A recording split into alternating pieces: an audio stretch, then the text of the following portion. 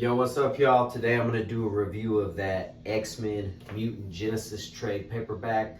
Like I said, recollecting a lot of stuff I had in omnibus and trade paperback form, because that's what I'm feeling right now. It's cheaper and easier to read. I can take this to the tattoo shop without feeling like I'm going to fuck it up. But it'll kind of be a real quick review, because I'm not going to lie, a lot of this shit I just glazed over because it wasn't from the 91 relaunch. But there's a few stories before that I liked, so stay tuned. These action figures on my shelf, man, they drive the ladies crazy. Nerdcore, I'm watching comic book movies, so they wanna have my babies. Nerdcore. So yeah, man, there was really like a bunch of this shit I glazed over because I know like it probably pissed a lot of people off, but Claremont was cool, but I think he was like hella overrated. I know that's damn blasphemy, but it was, man. Like a lot of his shit was just like endless dialogue, bro, and like too much. Like, yeah, we want dialogue, but damn, bro. And just like some of the character designs, everything didn't really hit for me until that 91 relaunch. I think Jim Lee is like the best to ever draw the X-Men, probably. But there was some earlier stories in here, like the origin of X-Men, where they even make jokes in this. This one guy's like educating Mojo on the X-Men, and it basically goes through their whole like history. But the way they're telling it is super funny because they're like even making fun of it, talking about how convoluted and shit it was. And it's real short, but the fact that they made fun of it in and of itself was really funny to me. So that's worth reading. Wolverine, the Enemy Within. This is pretty dope. He's having dreams, kind of grasping, battling with his torment of the adamantium being bonded to his skeleton and shit. He's running around naked the whole time.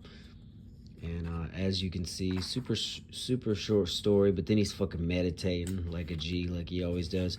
Pretty short story, but out of the whole fucking book until we get to the 91 relaunch shit, bro, I just was like, those two stories are dope, but I was just straight glazing out like on a bunch of this shit. But I know that's blasphemy, but it is what it is, man. And I don't know why I say glazing out. I don't know, I think it's funny. Like your eyes glaze over because you're like tired of some shit. So when we popped into that, we kind of popped into this new era. You know, before this, there was a time when Magneto was good, but now he's basically like separated from the human race. He's up there in Asteroid M, and he's like, fuck y'all, leave us alone. We're gonna stay up here. We're gonna be up here. Y'all ain't gonna exterminate the mutant race like you did, you know, Auschwitz and all that. He refers back to the camps that he was in and shit. And you got the new X-Men team in here training and shit. The combined teams, the gold and the blue team together. Jim Lee's fucking dope art that rules. And they're going through these danger room sequences. It's just showing everybody's power, everybody's action. And if you've read the X-Men before, you've read all this shit, you know. But hey, man, maybe some of y'all haven't. Maybe some people who came here for manga haven't seen this. But yeah, it's pretty much setting up the story, showing you the team's abilities and powers, letting you know why Magneto's up in Asteroid M and how he has this group of people that follow him called the Acolytes. And they're basically like believing his cause, believing his dream. And one of his acolytes does an attack that he ain't supposed to be doing. Fucks some shit up. So the X-Men are coming up there, you know, to shut that shit down. And Magneto's basically like, yeah, bro, I'll deal with my acolyte for fucking up, but y'all ain't finna be the ones to do this. You guys ain't the ones to judge him. So then obviously it's going to be a fight between Magneto and the Acolytes and the X-Men. But then it gets to a point where some kind of mind control shit's going on. And some of these X-Men which we ain't there yet. Some of these X-Men are acting like they all of a sudden believe in Magneto's dream and shit. A blast from the past. Here's some nice pinups and stuff. You gotta love that. Always a fan of the extra shit that they put in these books. And then you get to X-Men #2. And this is the issue where, like, some of these fools are acting like they're, like, down with Magneto now. Like, later up in the ship. And then we got fucking Fury. He's trying to go up there and help. Some of the Russians are involved in this. Like, there's a lot of... There's like, some global shit going on. And then it continues with the fight. Some of the X-Men are up on Asteroid M fighting. And they get, like, brainwashed or whatever the fuck. I don't even remember how that happened. But something was going on with their brains. I don't remember if it was Magneto controlling them or what. But they were like, yo, we're down with the cause. And then you had, like, the other team on Earth trying to come up with a fucking plan to get up there and save them. So, also, Magneto captures Maura McTaggart because she tried to, like, turn him back into a baby to give him, like, a free chance to, like, do life over and do it right. And he was basically like, you can't play God like that. That's some, you know, Germany back in during the dark time, Auschwitz type of shit. And so she's crying. He has her up there, like, captured and shit. And then these other X-Men who got brainwashed are bossing around, chilling.